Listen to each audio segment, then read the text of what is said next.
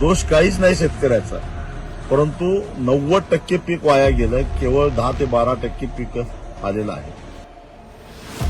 साऱ्या जगाची बाजारपेठ काबीज करणाऱ्या हापूस आंब्याच्या मुळावर उठलं.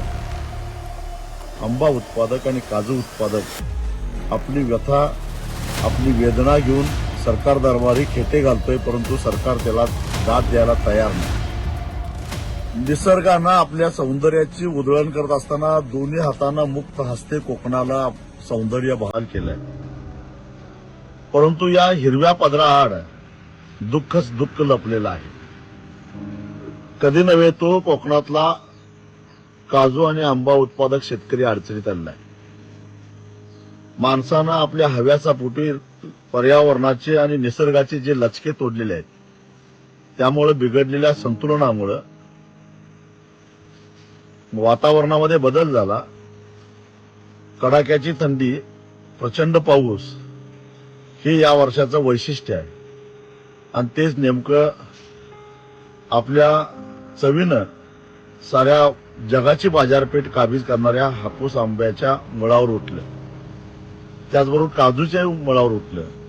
आणि यावर्षी काजूला, आंब्याला बहार आला, परंतु फळधारणा झाली नाही. दोष काहीच नाही शेतकऱ्याचा, परंतु 90% पीक वाया गेलं. केवळ 10 ते 12% पीक आलेलं आहे.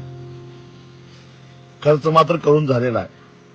50 वर्षामध्ये पहिल्यांदा अशी घटना घडली. अशा अडचणीत सापडलेला कोकणातला आंबा उत्पादक आणि काजू उत्पादक आपली व्यथा, आपली वेदना घेऊन सरकार दरबारी खेटे घालतोय, परंतु सरकार त्याला दाद द्यायला तयार नाही.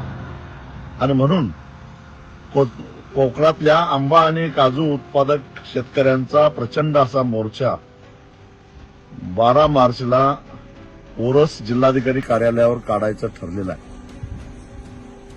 आजपर्यंत स्वाभिमानीनं पश्चिम महाराष्ट्रामध्ये, मराठवाड्यामध्ये, विदर्भामध्ये अनेक मोठी आंदोलनं करून शेतकऱ्याला न्याय मिळवून दिलेला आहे.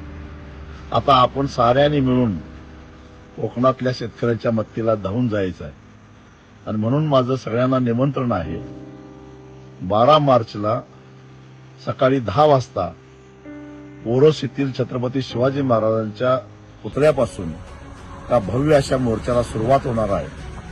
तुम्ही सगळे हजर राहा. मी तर जाणार आहेच, पण ज्यांच्यासाठी दुधासाठी, ऊसासाठी, विजेसाठी आम्ही आंदोलन केलं आणि तुम्हाला न्याय मिळवून दिला, त्या साऱ्यांनी या मोर्चाला यावं असं मी निमंत्रण देत आहे. अशाच नवनवीन अपडेट्ससाठी डिजिटल कोल्हापूर चॅनेलला सबस्क्राईब करायला विसरू नका.